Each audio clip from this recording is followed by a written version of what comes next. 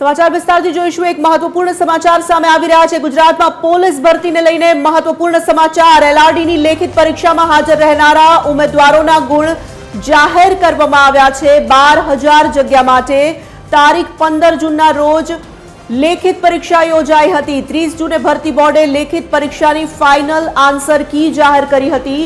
ઉમેદવારોએ ભરતી બોર્ડની વેબસાઇટ પર પોતાના ગુણ જાણી શકશે।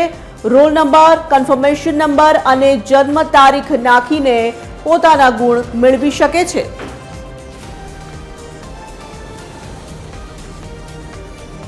સંવાદદાતા મૌલિક ઉપાધ્યાય જોડાઈ ચૂક્યા છે ફોન લાઈન પર। મૌલિક, એલઆરડી લેખિત પરીક્ષામાં જે હાજર રહ્યા હતા તે ઉમેદવારોના લેખિત પરીક્ષાને લઈને આ મહત્વપૂર્ણ સમાચાર। તેઓ હવે પોતાની ફાઇનલ આન્સર કી જોઈ શકશે। સુરત જે રીતે રાજ્યમાં લોકરક્ષક કેડરની 12,000 જેટલી જગ્યા માટે 15 જૂન 2025ના રોજ 2 લાખથી પણ વધુ ઉમેદવારોએ લેખિત પરીક્ષા આપી હતી। 30 જૂને ભરતી બોર્ડે લેખિત પરીક્ષાની ફાઇનલ આન્સર કી છે તે જાહેર કરી હતી। જ્યારે આજે આ લોકરક્ષક કેડરની લેખિત પરીક્ષામાં હાજર રહેલ ઉમેદવારના ગુણ છે તે જાહેર કરવામાં આવ્યા છે।